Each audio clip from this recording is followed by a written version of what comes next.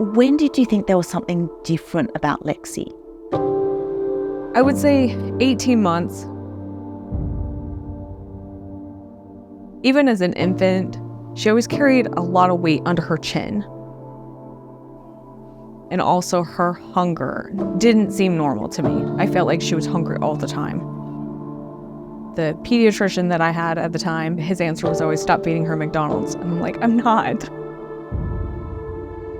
I have tried everything: Atkins, portion control, sugar control, carb control, any type of exercise, and nothing is changing for her. I was scared that I was gonna outlive this child, and I knew that we had to do something different.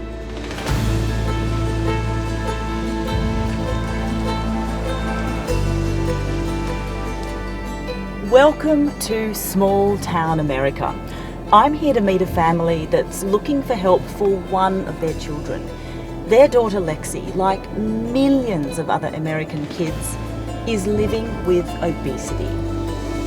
42% of Americans now classify as obese, a rate that's doubled since the 1980s. It's a growing health crisis, and families are now turning to extreme treatments like surgery and experimental medicines to help their children. What we've done for so many of these kids, we've changed them from being an outcast to just being another kid. But as the world's richest nation gets bigger, Booty shake slow, booty shakes fast. some believe that being heavy isn't a big problem. Fat people have the right to exist without shame, stigma, bullying, or oppression, period.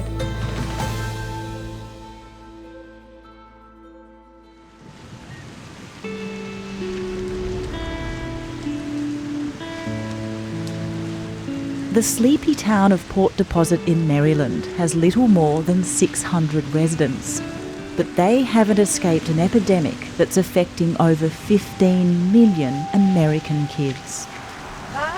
Hi. Hey, nice to meet you. Nice to meet you. Hi. Hi, sweetheart. Hi, Reese. Hi, Brad. Nice to meet Thank you so much for having me at your home. You're very welcome. Lexi is 13. She has class 3 obesity, a chronic condition formerly known as morbid obesity. She was my smallest baby, completely normal size. But as she got older, it definitely saw a big difference. So this is your room, Lexi? Yeah. This is so cool. From the age of 4, Lexi developed an insatiable hunger and began rapidly gaining weight. Those are from when I played soccer before my muscle pain started getting really bad. By her 12th birthday, Lexi weighed 116 kilograms, around 3 times more than the average American girl her age. It's definitely upsetting. You see your friends, they can run and do all sorts of things and you can't. Like they get cute clothes and I'm stuck with ugly stuff that has like grandma patterns on it. Please don't tell me I'm wearing grandma No, you're not pants. wearing the grandma pattern. Okay, so dinner time. Yes. What are you cooking tonight? Tonight I am doing ham, broccoli, and potatoes. Okay, so let's get prepping. All right. Obesity has long been linked to diet, exercise and socio-economic factors. But recently, Lexi discovered that something else was behind her weight gain. I have a genetic condition called MC4R, which means the hungry receptor in my brain doesn't fully know that I'm full, so I could be stuffed, but I'd keep eating. So, Because your brain's telling you that you're not full. yeah. Kids with a malfunctioning gene called MC4R grow faster and larger than their peers. Their brains keep them in a constant state of hunger, which leads to overeating and weight gain. Recent studies suggest that genetic disorders could determine around 70% of a child's body weight. What's it like to always feel hungry? Exhausting would be, because you wake up at 3 o'clock in the morning and you're starving. You could be in the middle of having a conversation and you're hungry. You could be on the phone with someone doing something important and you're hungry. It's like you're trapped in your body, like the body that you don't want and it's not yours. Have people ever bullied you or judged you because of your size? All the time. It's really, especially in middle school, is having lunch, anything to do with food. Don't even get me started, they'll just be glaring at me. Whispers. Kids have sent me pictures of food and tell me don't eat my phone and stuff, like it's really bad. Really? Yeah. So they send you pictures to your phone? Kids used to send me death threats a lot. Death threats? Yeah. What would they say? Tell me to kill myself and nobody would miss me. Really? So that would come through like on your phone? Mm-hmm. It's just so cruel. I just want her to be happy.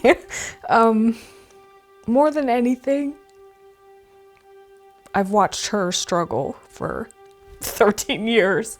I'm sorry.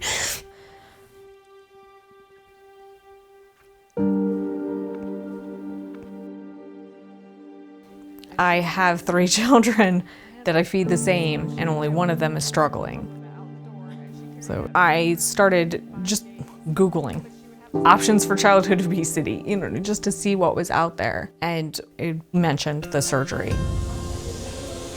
18 months ago, Lexi had bariatric surgery, an operation which removed 80% of her stomach, making her physically incapable of overeating. At the time, she was only 12.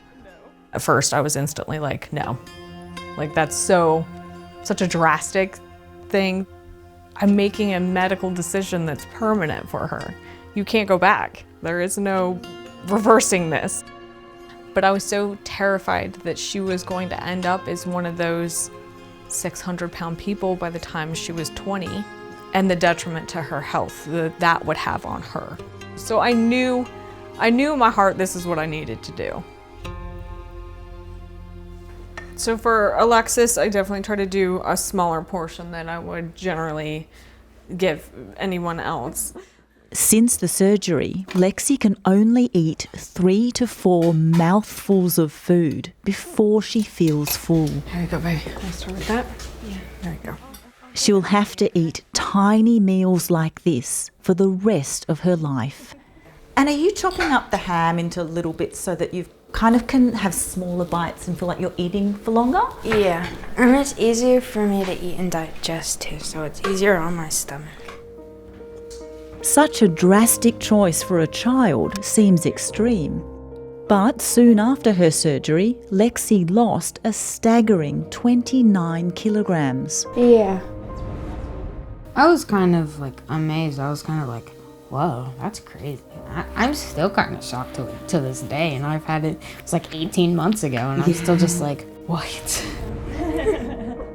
When I started to see the weight come off and just see her come alive, it blew my mind. It makes me feel good. It makes me feel like I'm hopefully giving her a future she can live a happy, healthy life. The idea of weight loss surgery on children raises a lot of questions. But across the United States, many families are making the same choice. Between 2010 and 2017, the number of American children who had bariatric surgery nearly doubled. Current data suggests that children with the most severe form of obesity is actually increasing faster than any other segment of the epidemic. Obesity surgery, bariatric surgery, the effects are health, right? Improved health.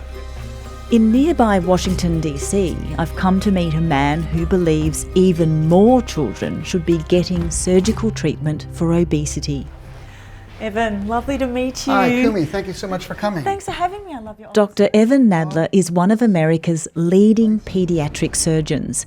He performed Lexi's operation. I've been doing weight loss surgery or obesity surgery in children since 2004. The youngest person I've performed surgery on was 4, and I've done more pediatric bariatric surgery than anyone in this country who just focuses solely on children. How does bariatric surgery work? For adults and for children in the United States, there are mainly 2 operations. The laparoscopic sleeve gastrectomy, which is the most common procedure that we perform for children and adolescents with obesity. What we do is, using a stapling device, we remove about 80 to 90% of the stomach, which allows patients to get full after 5 or 6 bites of food. Most adults would be offered a gastric bypass. In this procedure, we use a stapling device not only to make a small pouch, but also to reroute your intestines so that a portion of your intestines are skipped when food is eaten and thus doesn't get digested or absorbed, which leads to more weight loss. And so the surgery, especially sleeve gastrectomy, works in large part by helping them change their behavior because we've taken away the hunger. The research surrounding bariatric surgery paints a positive picture. Within 3 years, the average patient observes a 50 to 70% reduction in overall body weight, along with improved cardiovascular health and resistance against type 2 diabetes, a disease that 1 in 10 Americans now have. When it comes to the treatment of childhood obesity, the American Association of Pediatrics recently updated its guidelines for the first time in 15 years. How have the guidelines changed? The AAP is now recommending medical treatment for obesity for patients as young as 12 years of age and surgical treatment for obesity for patients as young as 13. What do you think about adults consenting to surgery for children? Are there any issues associated with that?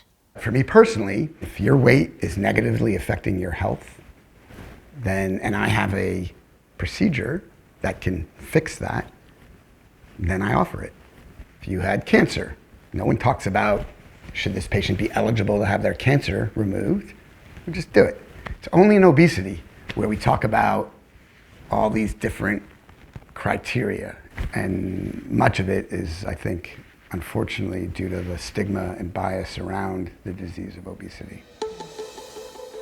Bariatric surgery may offer a compelling treatment option, but it's expensive, costing patients an average of 35,000 Australian dollars for a single procedure. Have you talked to Mr. G lately? Yeah. And on top of that, it doesn't always work. When did you notice that Lexi was gaining weight again and those kind of hungry feelings came back? So at 6 months, I noticed not necessarily the weight gain, but she was starting the hunger, definitely. That the portions were getting a little bigger and a little bigger. At 9 months is when I really started to notice, okay, she's starting to put the weight back on. It'd be nice to see Dr. Taylor again. Yeah. In the past few months, Lexi's regained 9 kilograms and her hunger has returned. Because of my genetic marker, even though I had the surgery, that it doesn't really affect the change in your brain. Yeah, so you learnt that it was like your brain not being able to tell your body that it's full. Yeah, it's just kind of a thing that we're gonna have to deal with, so. Hello, I have Alexis here for her appointment with Dr. Taylor. Because I thought they went wrong. Brandy and Lexi have come to the Children's National Hospital in Maryland to see paediatrician Dr. Brittany Taylor, a specialist in obesity treatment. Hi guys, how are you? Good, how are you? Good. Further surgery may be an option for Lexi. You're starting to feel like you can eat the same amount you did prior to surgery. Yeah.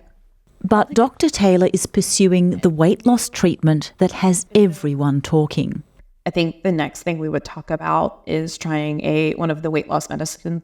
So that would be your Wegovy's, Saxenda's, Ozempics. I kind of put you guys on the waiting list for any that were available. So Dr. Taylor is trying to access a drug called semaglutide, more commonly known as Ozempic and Wegovy. They're both semaglutide, so they're the same ingredient, but they are FDA approved for different purposes. So Wegovy is the one that is FDA approved and has been studied for weight loss. The dosage and how you go up is different from Ozempic, which is FDA approved for diabetes. In the US, the use of weight loss drugs is now recommended for children 12 years and older. Studies in adolescents found that a weekly injection of semaglutide, along with diet and exercise, reduced a subject's body weight by 16% in 18 months. It's very exciting, and these medications have the real potential they're helping individuals lose weight, but also kind of helping to improve and reverse some of the comorbidities that individuals are experiencing as a result of their weight. Ozempic, basically it replaces hormones, so helps my brain a little bit with the MC4R deficiency, so hopefully lose more weight and maybe me a little bit skinnier, healthier. My expectations aren't super high, but they're not on the ground either, so they're kind of in the middle. I just don't know what to expect at this point. What is certain for American patients is the hefty price tag.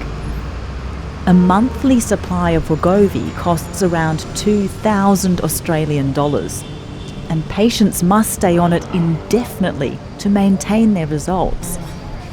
That's if they can find some.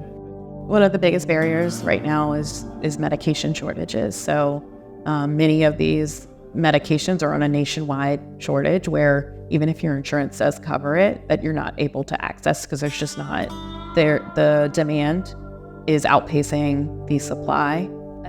I'm excited to try the Ozempic or one of the injectable medications for her. I feel like it's a good chance for her to have a good result, but I'm also nervous at the same time. It's another chemical you're introducing to the body, and I'm scared for the adverse reactions.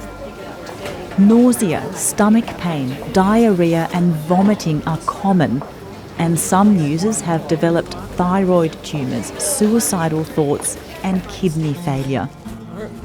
Ozempic has also been linked to 2 deaths, which authorities are now investigating.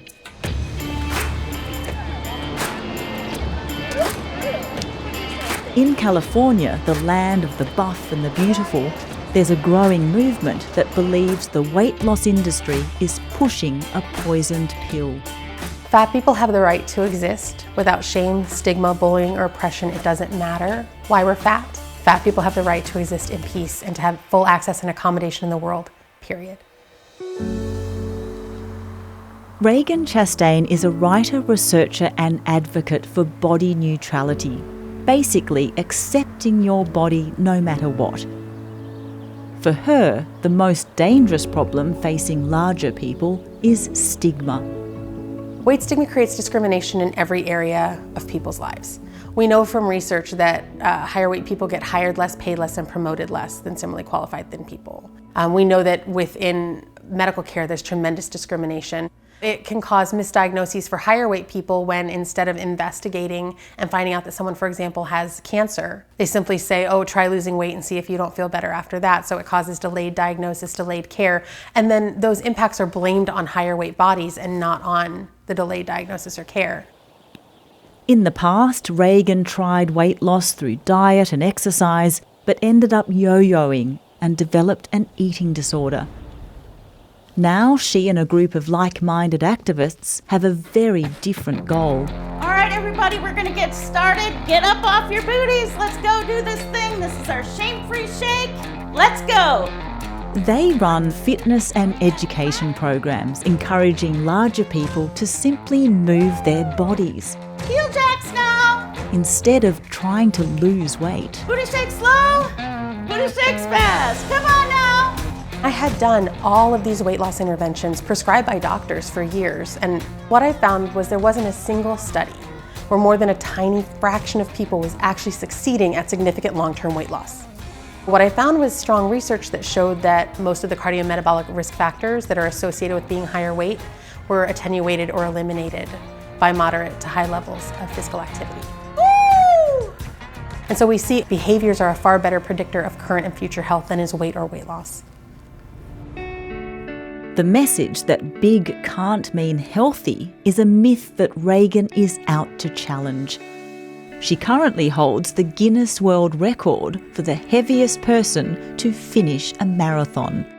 For me, I enjoy doing fitnessy things. I was a competitive ballroom dancer. I moved on to do endurance sports, some marathons, triathlon. It's incredibly common that people assume that I'm participating in fitness to lose weight. and will congratulate me or say, keep at it and you'll lose that weight. And my typical response is to say, what weight?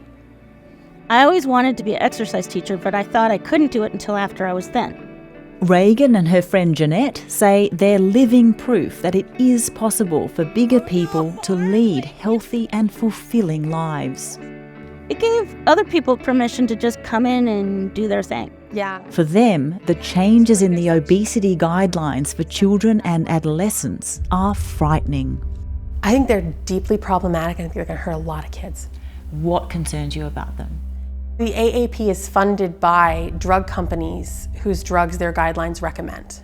They're recommending intentional weight loss to kids as young as 2.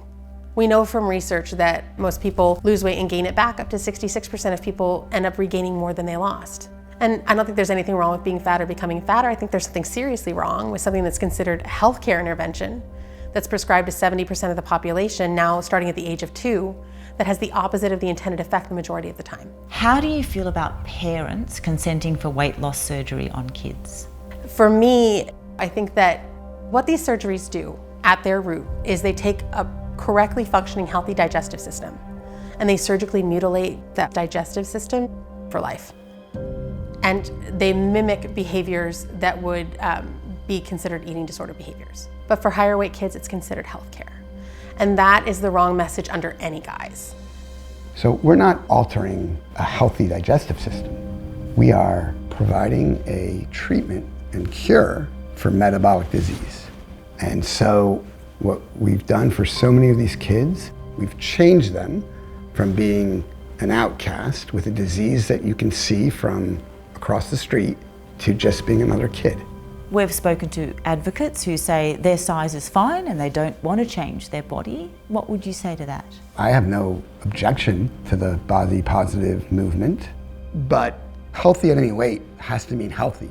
It can't mean I have insulin resistance at this weight, because that's not healthy. And they're actually, the number of patients who have weight issues who are truly 100% healthy and have no effect of their weight is actually quite small. Do you think there is an obesity crisis in America? I don't. To suggest that people simply existing are a crisis or a problem or should be eradicated is deeply troubling.